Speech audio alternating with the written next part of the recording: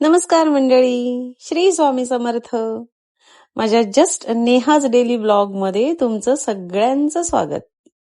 सगळे गाऊनवर असं आहे बघ ना, सगळे वहिनी म्हणते काय शुभताई सगळे ब्लॉग गाऊनवर झालेले आहेत, केस पण नाही विंचरलेले आहेत. तर मी तुम्हाला सांगू इच्छिते की ज्या संस्थेच्या आणि ज्या शाळेच्या कार्यक्रमाला आले तर त्या शाळेची उपाध्यक्षा, त्या संस्थेची उपाध्यक्षा ही आहे भक्ती कोलते.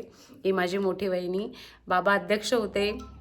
आता मी तशी स्वतः काय अगोदर कार्यरत नव्हते या संस्थेच्या कुठल्याच कामात. छोटी मोठी काय माझ्याकडनं मदत होत होती ती मी करत होते. पण आता माझे विद्यार्थी संघाच्या मार्फत मी या संस्थेचं काम करते परत एकदा. सो त्यासाठी मी आले होते. खूप छान झाला कार्यक्रम, मस्त झाला कार्यक्रम. असंच गावाकडे लक्ष ठेवा आणि गावच्या मुलांच्याकडे लक्ष ठेवा. आणि आता गावामध्ये जी परिस्थिती चालू आहे, लोकसंख्या कमी होण्याचं जे प्रमाण वाढलेलं आहे, त्यासाठी गावामध्ये वेगवेगळे रोजगार निर्माण झाले पाहिजेत, जेणेकरून गावाकडचा तरुण मुंबईकडे न पळता गावातच स्थिर होईल. आणि त्याच्यासाठी ही माझी विद्यार्थी संघटनेनं काम करावं असं मला वाटतंय. बाकी तुमच्या कामाला सर्व शुभेच्छा, कारण तुम्ही सगळेजण खूपच चांगलं काम करताय शाळेसाठी, शाळेतल्या मुलांसाठी.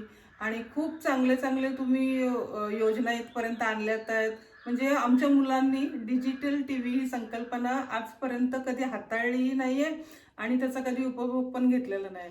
अशी संकल्पना तुम्ही आणली तर माझ्याकडून आणि संस्थेच्या वतीनं, आमच्या मुरगावाच्या वतीनं तुम्हा सर्व माझ्या विद्यार्थ्यांना शुभेच्छा. तुमच्या कामामध्ये अशीच भरभराट होते.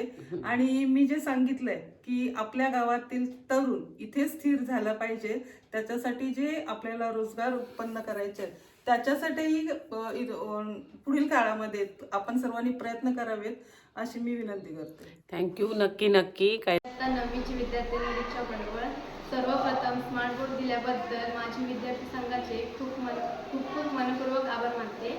आमचे सर आणि मॅडम अतिशय चांगल्या पद्धतीने शिकवतात. पण स्मार्ट बोर्ड दिल्यामुळे आमच्या शंका दूर होतातच आणि शिकायला सुद्धा खूप मजा येते.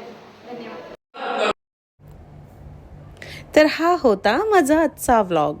Please like, share, comment and subscribe to. भेटूया पुढच्या व्लॉगमध्ये. थँक्यू.